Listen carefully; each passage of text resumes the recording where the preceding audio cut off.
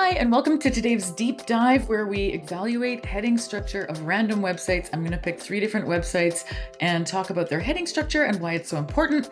Let's start with my photography website. Sometimes I have a habit of changing the headings, but then forgetting to do the proper formatting. Let's see how I did last time I updated this site. The SEO tool that I mentioned in my January newsletter was this one here. It's called SEO Meta in one click. We're going to click it.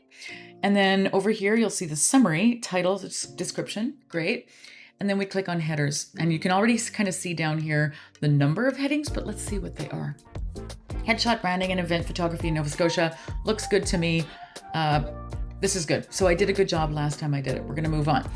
The next one I picked was, I Googled a random yoga studio. These are not companies that I know. Side note about visibility.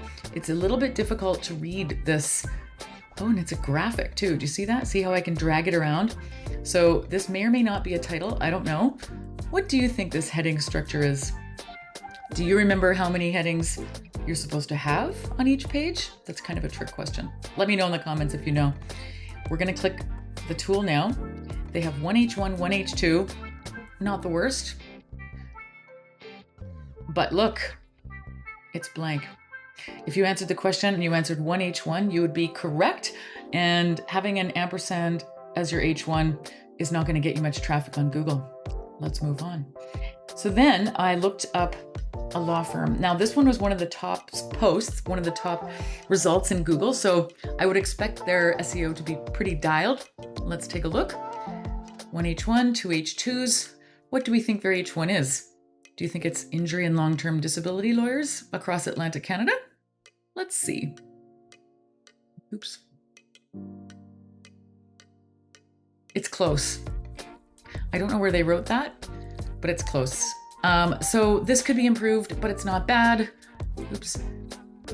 Personal injury and long-term disability lawyers. So this is their H1 right here. It explains what the page is about. So they're going to get full marks from me, even though improvements could be made.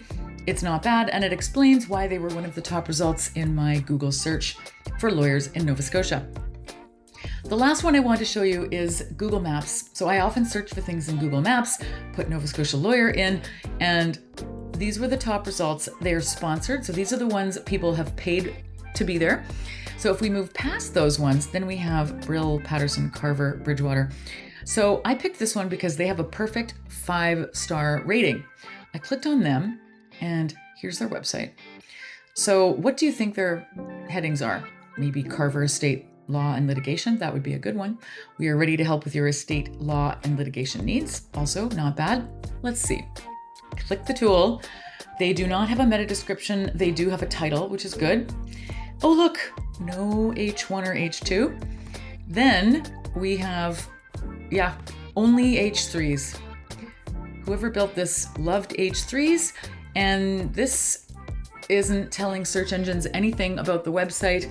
And I suspect that the reason they get business is because they have optimized their Google business profile.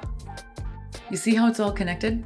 That's all I want to share for today. If you have a website that you want me to evaluate, please drop it in the comments, send me a message. I love just doing quick little checks on people's pages to see how they're doing.